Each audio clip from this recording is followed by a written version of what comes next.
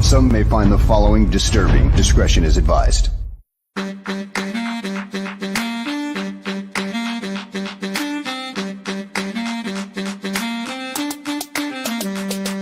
The Bears. Because of the way they play the nickel corner here, and the nickel corner plays 88-85% of the snaps. He's got to be like part linebacker.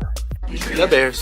When you're in a scouting room, there's going to be differences of opinion. The Bears. Once coaches get involved, of course, they've got their own opinions about what fits best for what they want to do, and that could be drastically different than what the scouts say. Well, you're looking at traits, and remember when he tested very, very well. The Bears. One thing good about Kevin, he's been with 2 other organizations, as well as being the commissioner of the Big Ten. He's been around. The Bears. With Greg Olsen, Jerry didn't want to get rid of him. I didn't want to get rid of him. Nobody wanted to get rid of him. One guy wanted to get rid of him, Mike March, because Mike March didn't know what the hell to do with him. We tried to talk Lovey out of hiring Mike March for a month and a half. He's playing zone, but number one, he doesn't get enough depth with the drop. But who the hell's giving? How many times does a 305, 310-pound defensive tackle drop into coverage, especially in a key situation? The Bears. Greg, why are teams wrong on quarterback evaluation so often? Number one, it's a hard position to evaluate. There's probably not as many real good quarterback evaluators as there needs to be. The Bears. The Bears. The Bears.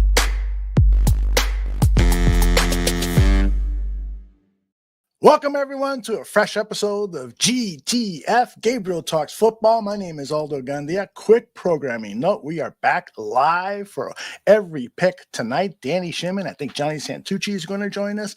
And then tomorrow is going to be a very special day here at the Bar Room. Day 3's coverage is going to include a number of different people behind the microphone, including podcast hosts from other shows. So expect to see an extravaganza of voices and opinions, and that should be a ton of fun. That coverage will start at 11. Now, Greg Gabriel will also be with me tomorrow morning, but we're more interested in Greg Gabriel being on right now. Greg, how are you, my friend? I'm wonderful. How are you? I'm doing great. I got to tell you, last night, I'm looking at social media, and I see this tweet. It wouldn't be a Bears draft if a percentage of the fan base didn't bitch like the 7-year-old. Classic. What made you say that? Because the bitching that was going on, that was coming across my timeline, was like something I'd ever saw before. And you know what it is? It's a name they hadn't heard. Yeah, right. It's funny that you say that because New England Bears fan, Greg, who the F is Colston Loveland? Yeah. And I kept saying up to the draft, if a blue is there, they got to take him.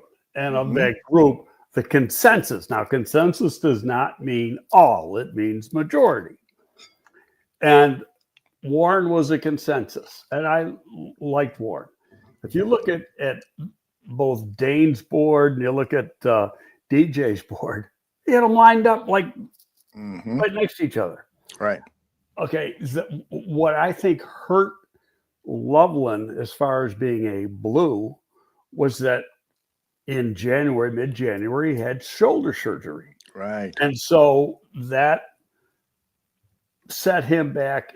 Wasn't a serious surgery. He'll be 100%. It's that it's a newer procedure. I think I talked about what I had done 50 years ago. Okay. And it's like a newer version of what I had done 50 years ago. And I had it twice. So it takes 6 months to heal. 6 months is a couple weeks before camp. Okay. Those are always guesstimates. Could be ready before that. And it's not like he can't do anything. He's just not going to be out catching passes because he's going to have limited movement while he's recovering from the surgery, but it's not going to stop him from working out, being in shape, and doing all that other stuff. So, I made some calls, and I got a text last night, and I was told it was a good surgery, should be good to go. So, and then the other thing is people go, well, they should have traded down. Mm-hmm. No, because here's what's going to happen. The Colts were going to take him. Lock. Okay. So, and then the Colts turned around and took Warren. Right. So how do I know that? Well, I talked to Ballard the other day. He didn't flat out tell me, but I've known the guy for 25 years. I know how to read between the lines. Mm-hmm. And the way he talked about Lovelin, and he said too that the arm will be fine or the shoulder will be fine. So, I sent him after he took Warren. I sent him a text with just 2 thumbs up. He sends back like 15 minutes later. He goes, "Yeah, I wanted Lovelin. We got a little lucky that Warren was still there. Chicago took the right tight end for them."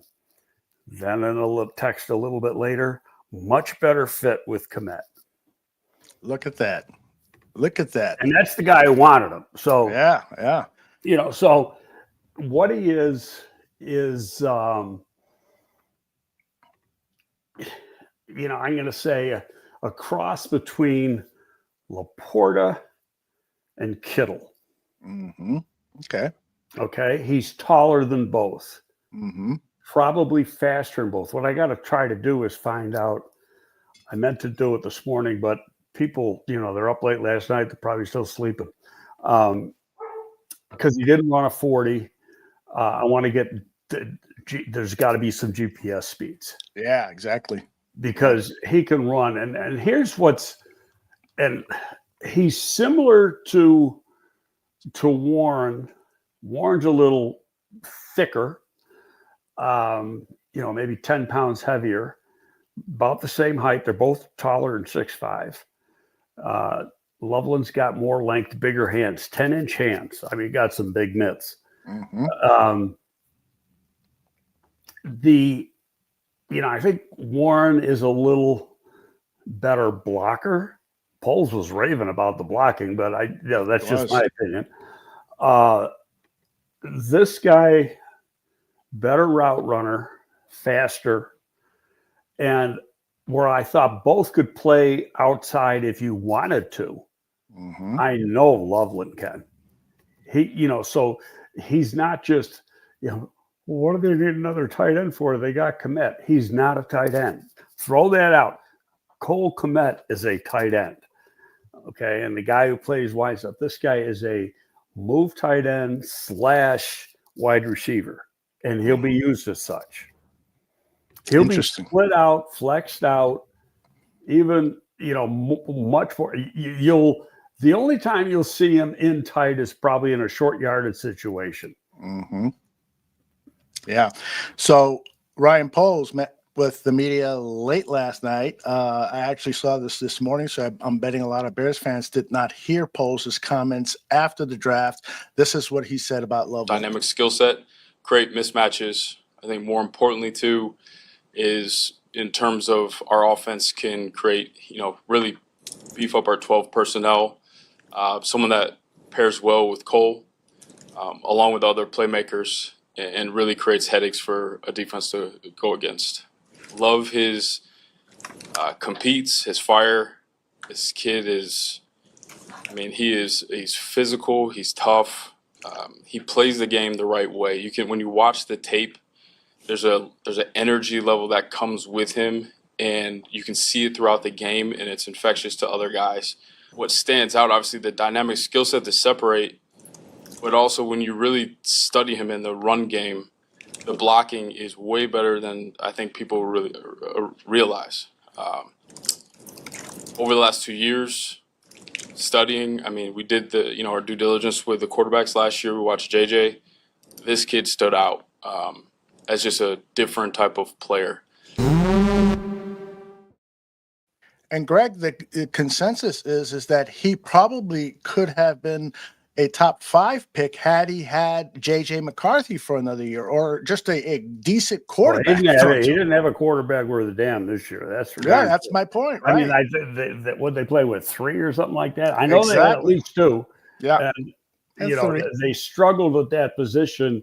Like last year, he averaged like close to 15 yards per catch, which for a tight end is a big number. Yep. This year it was around 10, and again that has to do with the quarterback. But I mean, really productive. I really like the pick, and either one of those guys, this guy or Warren, that was like a tailor-made guy for Johnson. Okay. Somebody that he, I mean, that's obvious. Somebody he wanted. And did you see the clip that was on?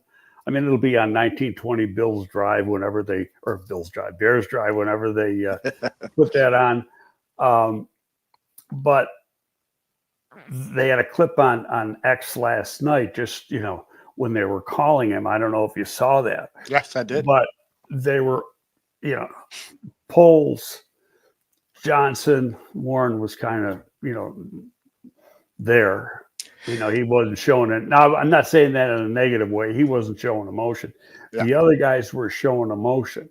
Now, I'm saying this. Now, I'm going to say some things that people might not agree with. Okay. But, you know, all along, I thought they never were going to trade up, and that trading up for a running back just isn't the right thing to do, because a running back a lot of times is a one contract player.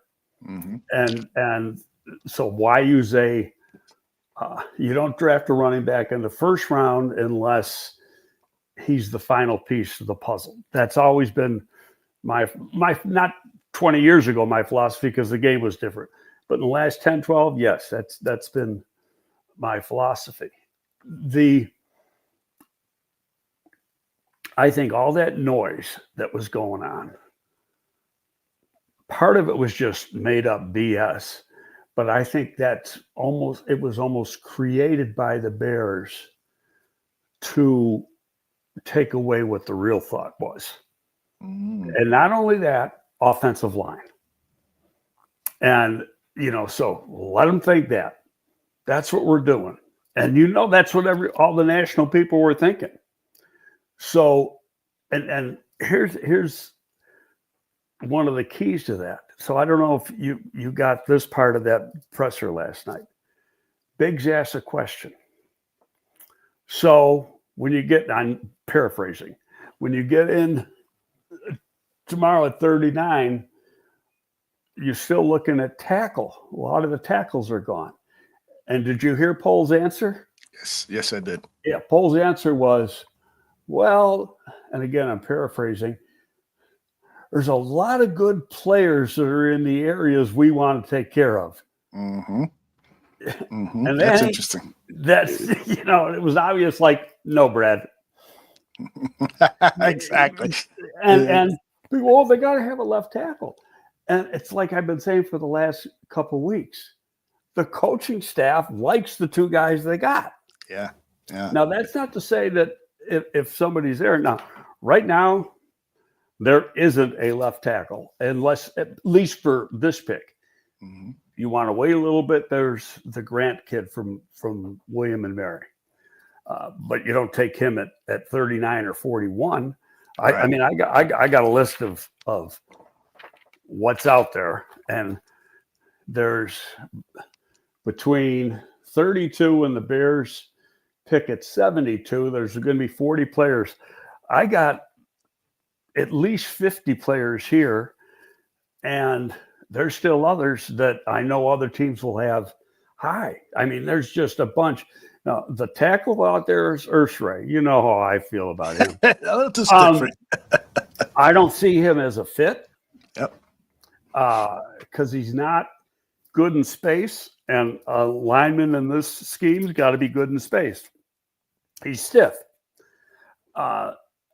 This guy, Saviane, that's a different story, and he can play guard. You know, so, you know, he's a much better type guy. Guy at the bottom, Dylan Fairchild, they brought him in. So, you know, and he's like Dane and a couple others are like, this is the guy that's going to end up being a really good player. Doesn't get the pub that the others are. 3 third round might be a little high, but if you got a conviction on him, you take him. So it's and he's a guy that can play tackle, even though he played inside. He's like almost 6'6". He's got almost 34-inch arms. So who says he can't? But Georgia's offensive line has been awesome the last 5 years. So and guys are coming out and playing in the league. So I mean, that's a name to watch. Now, I just posted this a little while ago. Okay.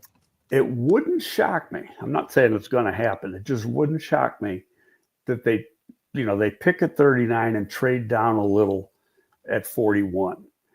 You go 5 or 6 slots and you get the 4th they don't have. Mm-hmm. And now you're an even a better, and you might get the same player at say 46, 47 as you were going to take at 41 because everybody has these guys rated differently. Right. You just don't know. Now, in saying all that, it's like, okay, how's our board set? And is there a guy we really want? And you can't take the chance or risk losing him by trading down. Yep. And we're not going to know the answer to that. So, right. TJ Johnson says that Rappaport is claiming that several teams in the late teens through early 20s were attempting to trade up prior to Loveland being picked, and after the pick, those calls stopped. Yeah, I retweeted that maybe a half hour ago. That Rappaport put out. This guy was a hot guy. Let's say he just didn't get the attention from some people because of the surgery. But now our friend Eric Elko, that was his guy. That was his guy. He had him number 2 overall. I know, he loved him. So in fact, I was on the phone with Eric the other day and he's like getting irate. How can somebody, There's a lot of people who are very passionate about Loveland, and there are people who are not. Scottish Bear is perhaps one of those. He says, Greg, you didn't have Loveland as a blue chip player. I already explained that 5 minutes ago, but so what was it you seen with Warren being a blue chip and Loveland not? I already said just the injury. Mm-hmm.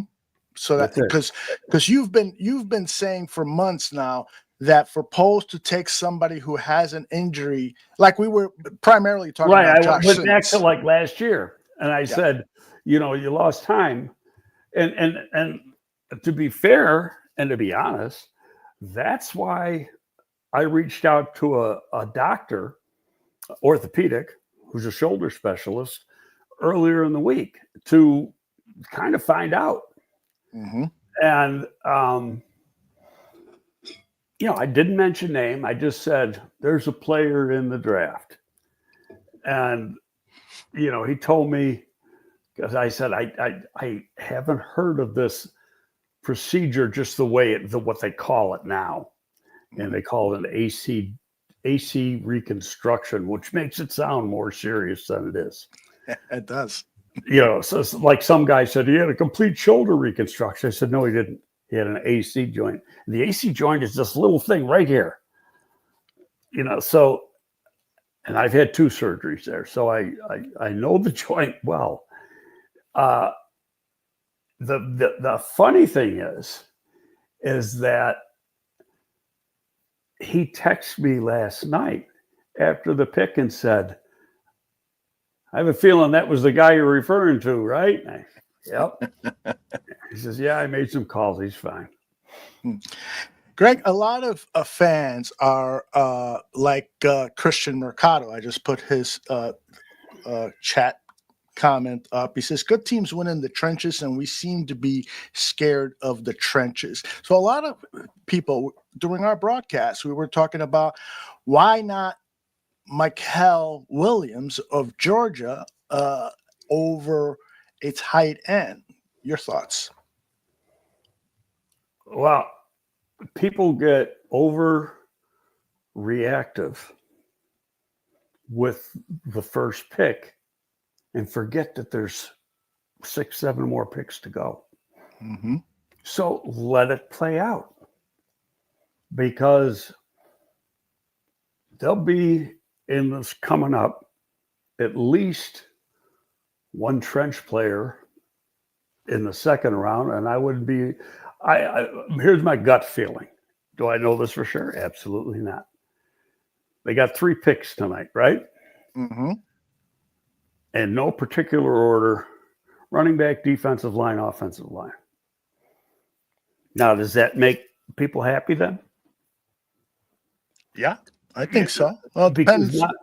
Now, I got a list, and I went through this morning as soon as I got up. Okay, edge. How many quality edges are there? I got 1, 2, 3, 4. I got 7. The Bears got the 7th pick. If all edges went between 32 and 39, they'd get one. And that's not going to happen. So, and the biggest name might be dropping some more, and that's Mike Green. Okay, Mike Green is I don't want to use the one word, but he's got issues and teams have him off the board. Mm-hmm. I know that for a fact. Do the Bears? I don't know. But I would suspect that for the reason the other teams do, the Bears would too. So knowing how things operate in Hallis Hall. So let me ask you about these guys, Greg. I apologize for interrupting. Nick Scorton is Danny's favorite edge of the ones that are available.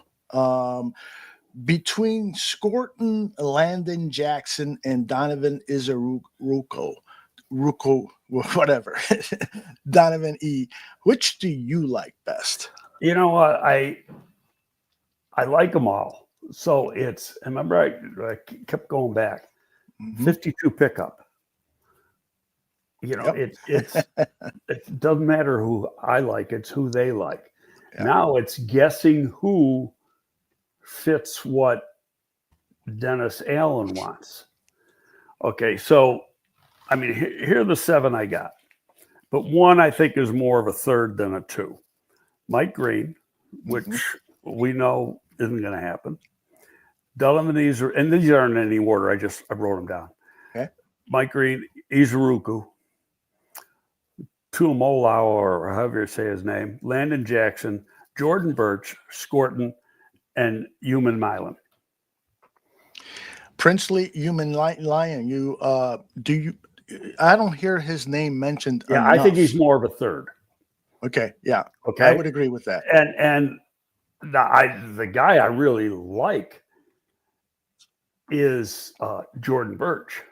Mm-hmm. I might like Birch a little bit better than Scorton, and I like Scorton a lot. You look at Scorton's tape. Scorton got heavy at A&M to play their scheme and played at 275, 280.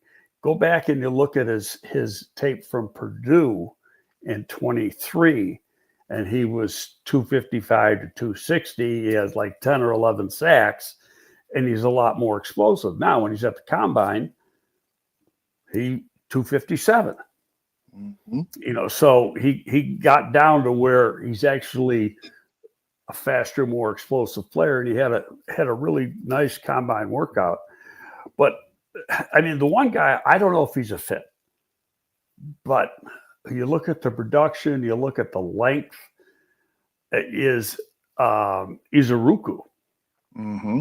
He's got 34-inch arms, 34-plus-inch arms. It's led the country in sacks, like 16 sacks or something. So, and you know how I am with production, which brings up some awful picks in the first round.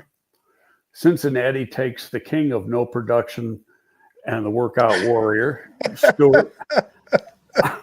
Shamar Stewart, everybody. Yeah. And then Atlanta, typical Ryan Pace pick, trades their first next year. Unbelievable. To take a huge character concern in the Tennessee edge. And I really like the guys. His talent is not off the charts, but real high. Mm-hmm. But I'll give you a quote of one guy, and excuse my language for the way he says it, but he just doesn't fucking care. He doesn't give a shit about anything. And, you know, and off that team's board. And I know a bunch of other teams that did. I talked to one guy and he just said, he's just a piece of shit. You know, I've been doing this a long time. I've never heard people say things like that. You know, so there's got to be something to it. So, pretty heavy allegations there about and just to make sure that we got the Pierce is the player, but you know that's now the other guy that went in the first that has some issues is, and I like the player, is the Ole Miss defensive tackle Olsen, yeah, that went. Who the hell took him? Went in the middle of the first. But Nolan went to the Cardinals. Yeah, that's typical. So, you know, those were the guys that had in Green. And I hope Green goes between 33 and 37. But let's just talk. I gave you the edges. I mean, here's some of the players. Now, the defensive tackles, not as strong right now, gets stronger when you're looking at value. Mm-hmm. Okay, now some people will like Alexander a lot, but Alexander's a little older. Darius Alexander. He's 24 and a half, you know, from Toledo. Shamar Turner from Texas A&M. Josh Farmer from Florida State. Alfred Collins from Texas. Ty Robinson, real productive player from Nebraska. J.J. Pegues from Ole Miss, and one of my favorites, C.J. West. But C.J. West is like maybe the third, more like the fourth.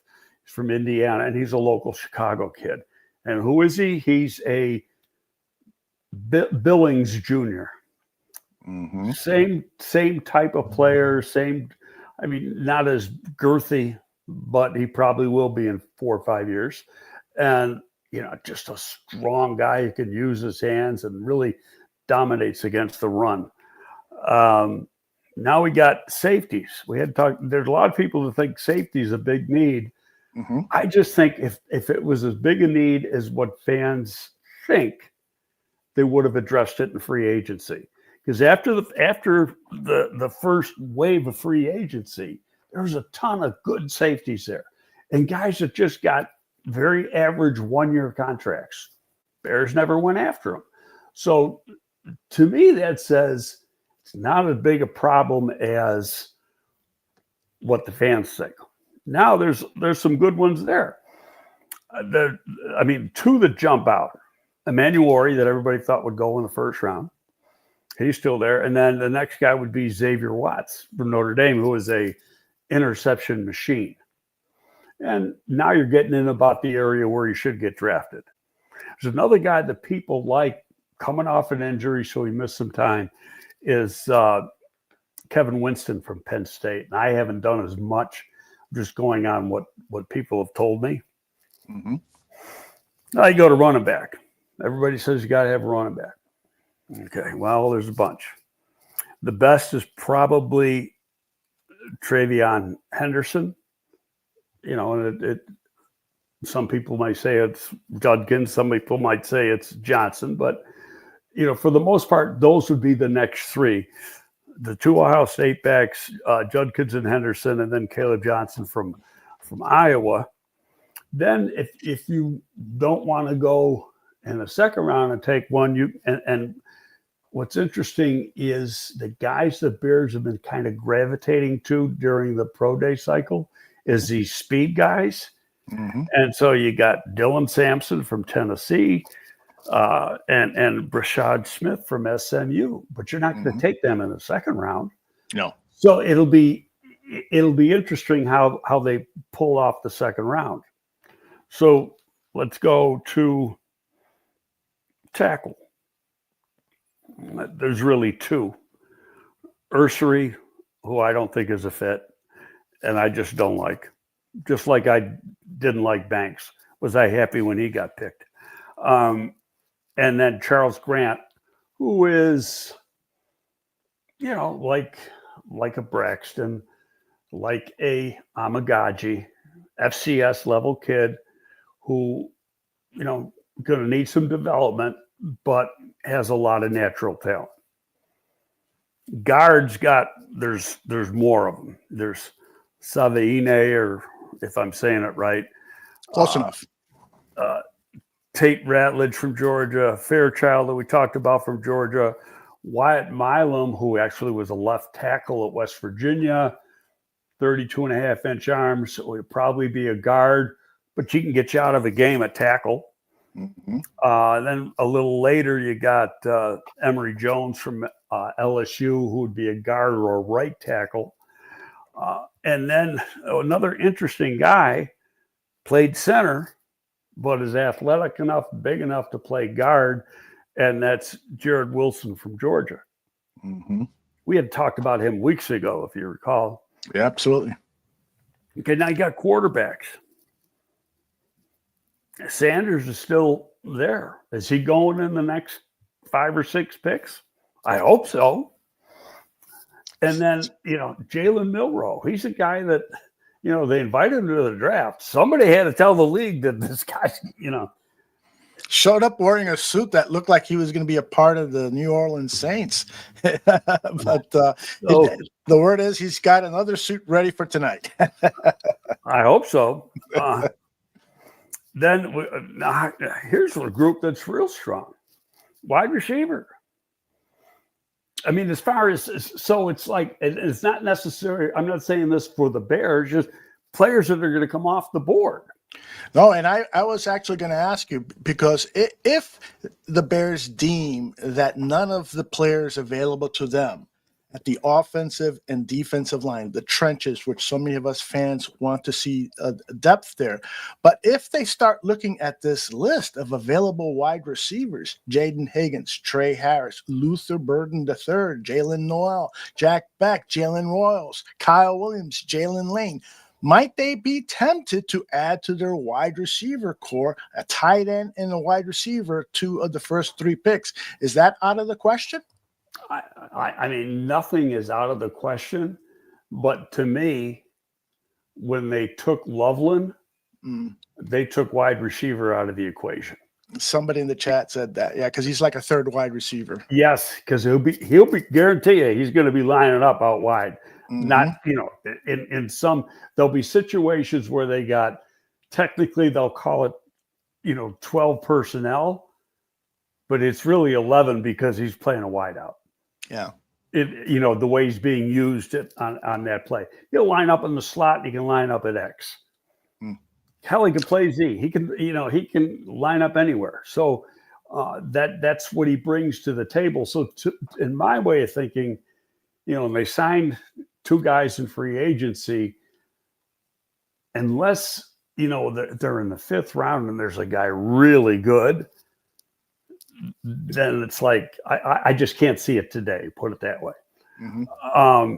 But you mentioned the guys, and then there's also the Beck kid, Jalen Royals, the guys, Torrey Horton, who I really like, the ones they've been paying attention to, or, in the process have been Kyle Williams from Washington State and Noel from Iowa State. Mm-hmm.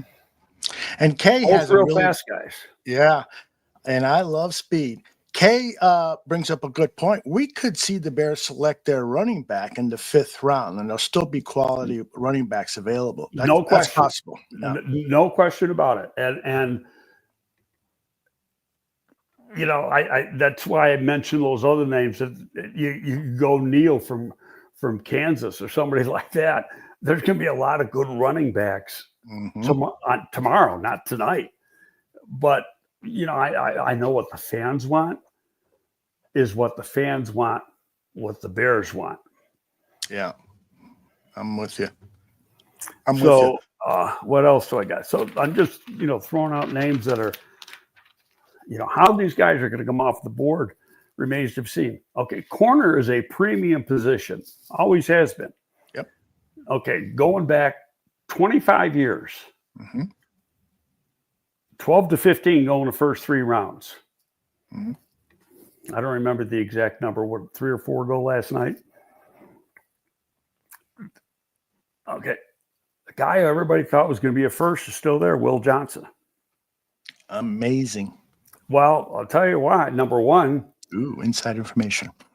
No, he's at a stopwatch-driven position, and he didn't run. Okay, he's got chronic hamstring issues. So, and I'm sure they got a GPS speed to know, and I don't know what the GPS speed was. Now, the GPS speed doesn't tell you acceleration. It tells you top-end speed. But I think, been hurt a lot, hamstring issues. Could have ran a couple days ago and didn't do it. So I think that hurt him. But now you're out of the first, you're in the second. The tape is really good. So, is he one of these guys that'll go early? There's Trey Amos from Ole Miss, Thomas from Florida State. Good players. There's a guy that Ben Morrison got hurt. Everybody, one of the scouting services had him as the number 2 player in the country in the spring. Yeah, he's amazing. No doubt. Okay, so he has hip surgery. Now, he worked out Monday or Tuesday. I saw some tape of it. He looked pretty good. He did not run. He was doing all drills, but he looked smooth. Looked like he was, if he wasn't 100%, he's damn close. And he worked out, at his high school out in Phoenix. And there was like 20-something teams there. So he could go in, somewhere in here. And then there's the kid who another guy people thought was going to be a first, and that he tore his ACL, is the kid from Eastern Carolina, Revel or something. He, so when is he going to be ready? I don't know. But, how much does that hurt him? To me, that's a guy that you take when you got extra picks in a round. That's when you take a guy like that, because he's coming off an injury and you don't know when he's going to be ready to play. But talent-wise, it's first-round talent. Greg, I want to give you an opportunity to respond to a thought that was issued here when you were talking about Pierce and Lovey Smith. I'm sure that's not his real name, but he says, that guy sounds like a thug. I thought that you liked thugs for your defensive lineman. Yeah, and he's a defensive lineman. No, he's not a thug. He's an asshole. Okay, so there's a difference. Absolutely. Okay, so yeah, it's not.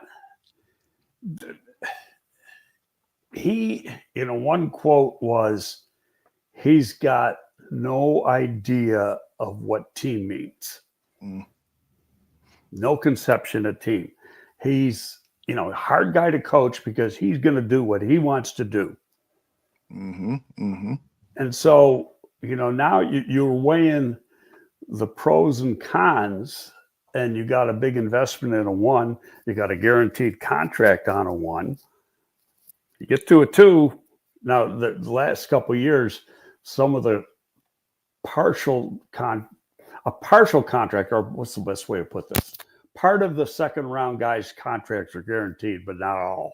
I see. Okay. That's happened in recent years. But a first round pick, his whole contract's guaranteed. So if you got a guy with issues, do you want to give him a guaranteed contract? Nope. Okay. Now, one other thing, because I forgot about it, just hit me.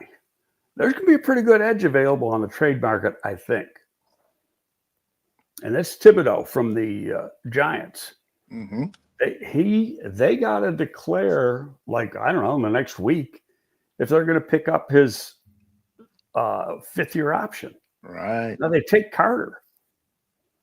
I think the chances of them picking up the 5th-year option are like little to none, which also means he could be available in trade.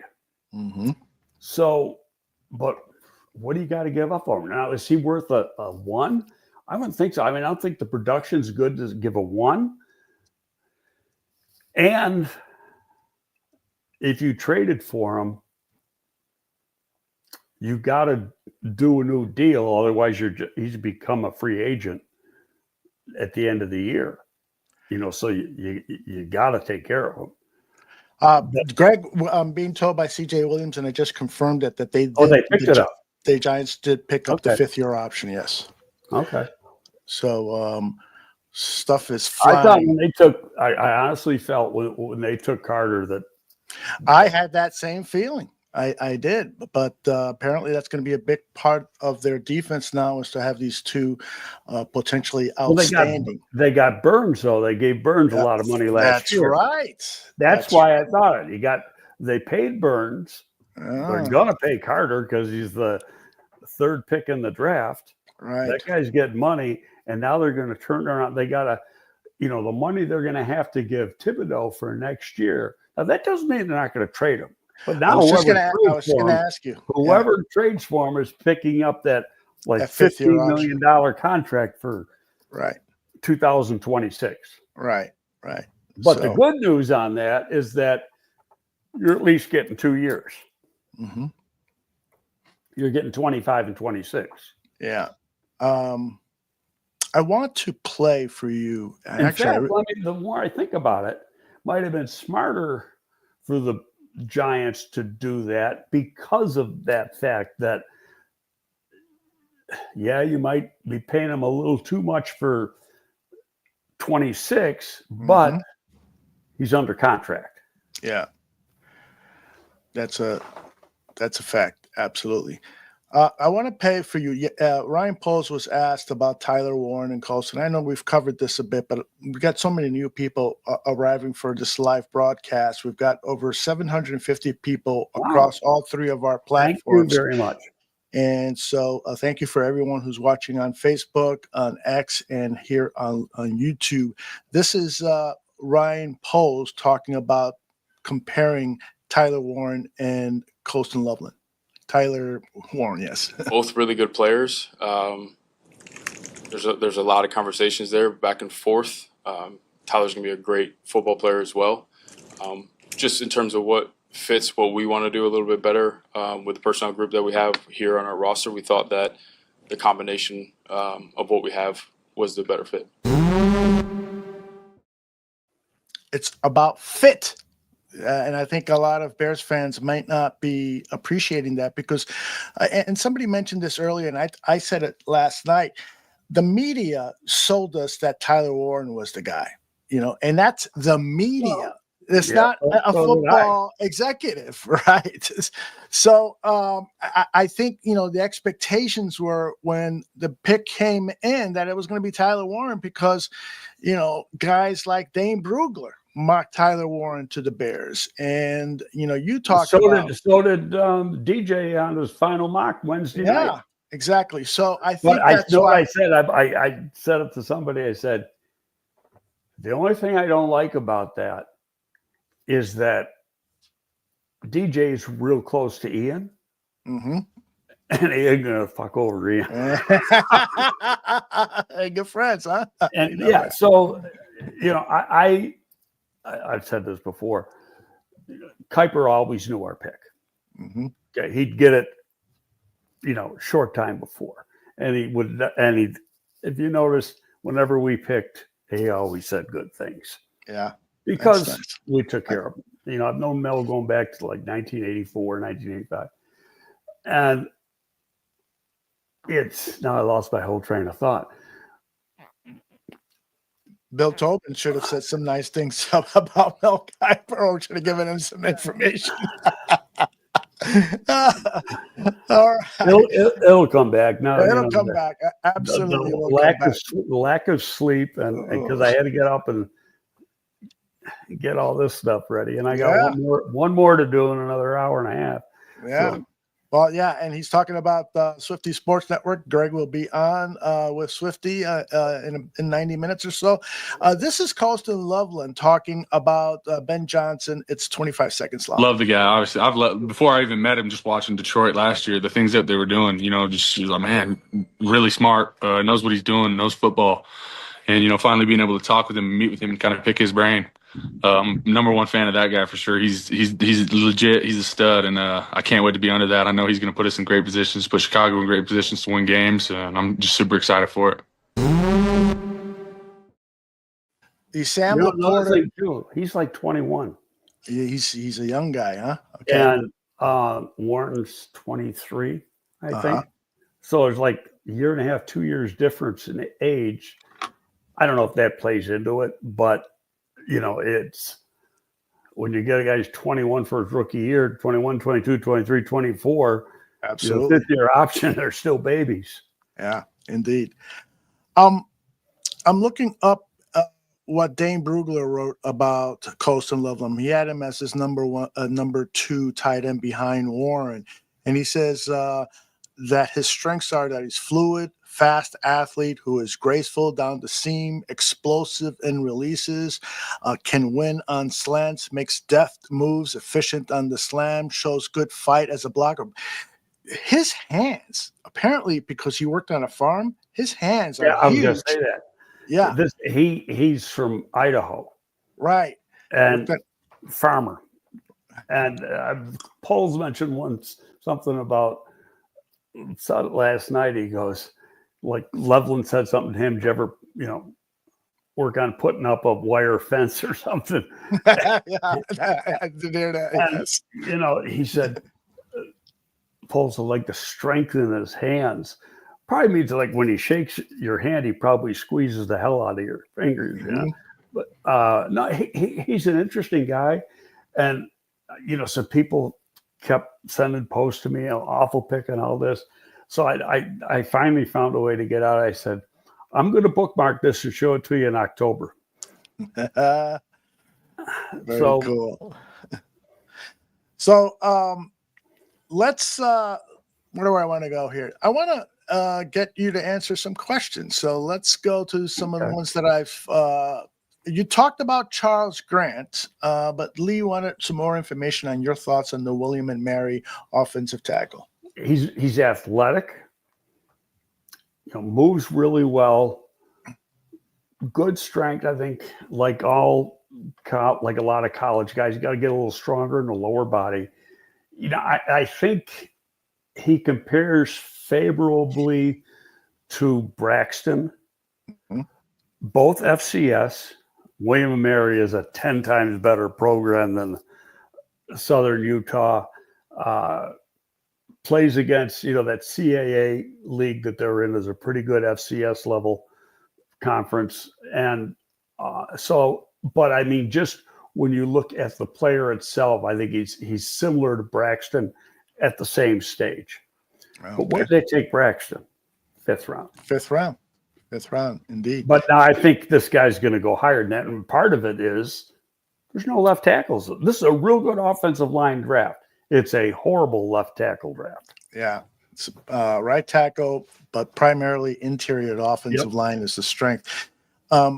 So John O'Halloran says, wasn't tight end a luxury pick? Shouldn't they have, gone for a Mikhail Williams or an offensive lineman with that pick?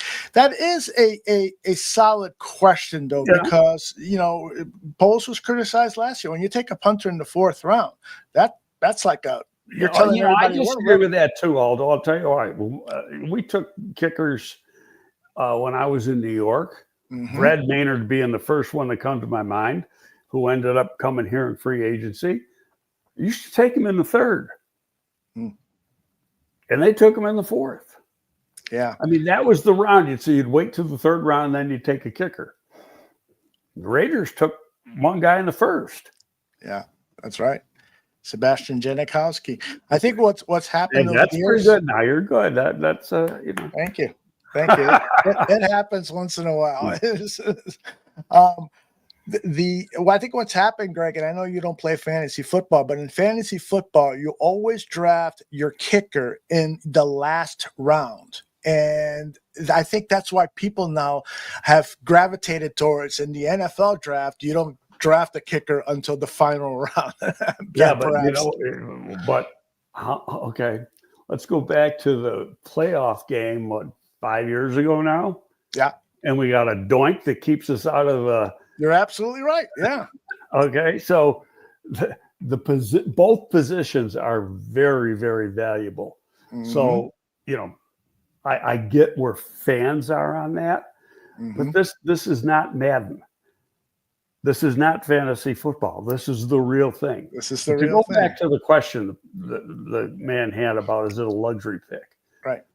No, because number one, if he was a wide tight end, you could say that. And I wouldn't argue with you, but that's not what he plays. That's not what Warren plays. These guys are flexed out. They are, people say, well, what's a comp? I might have said this earlier. He's a kind of a cross of Kittle and Laporta. Our friend Eric Gerracker said Greg Olsen. I think he's a better athlete than Greg was coming out. Greg went to multiple Pro Bowls. Would you take Greg Olsen? Yeah. So, we've all seen what Ben Johnson did with Laporta in Detroit. Huge part of their offense. And it doesn't necessarily, when you're playing with two tight ends, with this particular player, as I said just a little while ago, he's not going to be a tight end. He's going to be flexed out, or he's going to be a wide receiver. And he's got the speed, the athleticism, the ability to separate like a big wide receiver. He's a 6'6" wide receiver is what he is. Yeah. Good stuff. Okay, let's get some more questions here. This year's Gustav is concerned. He's saying that He'll be, according to the doctors, he'll be ready. He'll be ready in camp. Not like Karan Amagaja. This won't be a red shirt year for Loveland. No, and here's another important point. At the offensive line position, more than any other position, you miss camp, you're dead in the water. Yeah, it's bad. Okay? For a wide receiver or defensive back, you miss camp. Yeah. It's real easy to catch up. You're doing 7-on-7 every single day in practice. Yeah. How much hitting do you do in practice after the training camp opens? None. So it's totally different situation. Yeah. I get what people are saying, and you got to respect that opinion. But it's not close to the same thing. Indeed. I love this question from Dented Fender. He asked, does our scheme rely on speed or not really? Well, I think if you look at what they've done, he wants speed. Yeah. I'm going to try to get when we get done here, and then I'll text it to you, and I'll probably post it. Okay. As soon as I can get it, I'll put it out. Is if there's a GPS on Lovelin, I'll put it out. Excellent. Another question comes in from Berlissimo, and this question has been asked a couple of times. If Will Johnson falls to 41, Greg, would you be interested in taking the Michigan cornerback? Me personally, no. No, huh? I don't think he can run myself. Really? People got an estimate of 4, 5, 6. He's a hell of a player, but if he can't run, and it's not a need position, it's the strongest position on the roster, probably. Yeah. Tony seems to like him. He knows that there are those knee concerns, but he's a top 10 talent. So PZ might have the best Okay, question. now I'll say this: if he's a Okay. top 10 talent, why wasn't he picked? Because he's not a top 10 talent. PZ has the best question. He says, why didn't Post just ask the fans who to try? That's the way it should be done. If you listen to the fans, you'll be sitting with them. Greg, who should we target in the second round? Give me a Already- name. Give me one guy. I'm guessing because, again, none of us know what their board looks like. Right, right. I'm just thinking that the next 3 picks will be, and I don't know what order. Mm-hmm. Defensive line, probably edge, just looking at what's there. Mm-hmm. Offensive line, running back. Okay.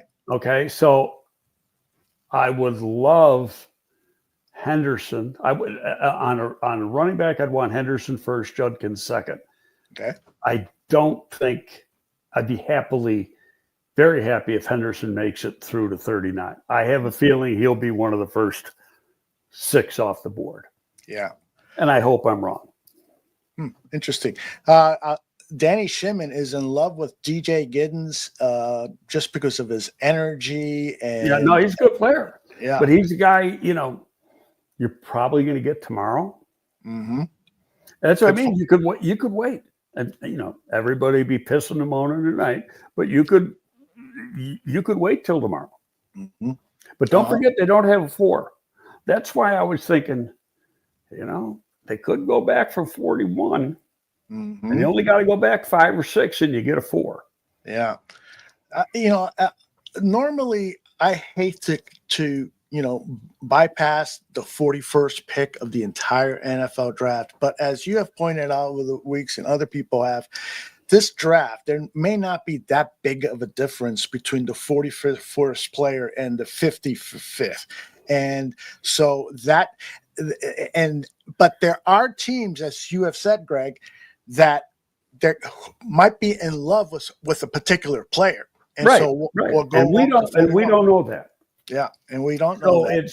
it's like how they come off between 32 and 38. And then, no doubt in my mind, they keep 39. It's do they keep 41? And how does their board look? If there's a guy that they say, I cannot afford to trade down and lose this guy, they won't do it. Right.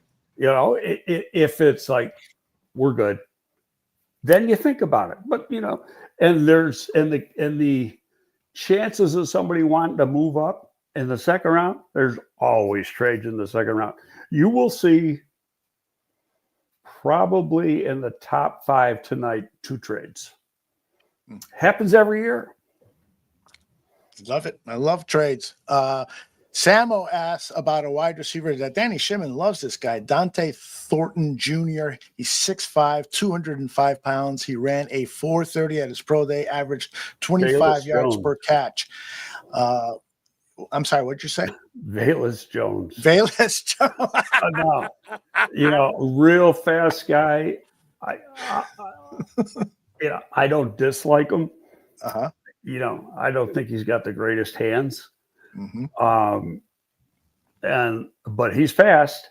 But he's another guy you're going to get probably tomorrow. Yeah. Bob, Greg is going to look into it. So follow Greg on his X account. He's going to look into what the GPS is. Yeah, if I can get it, I will. I'm going to send text to 3 different people and see if I can get it.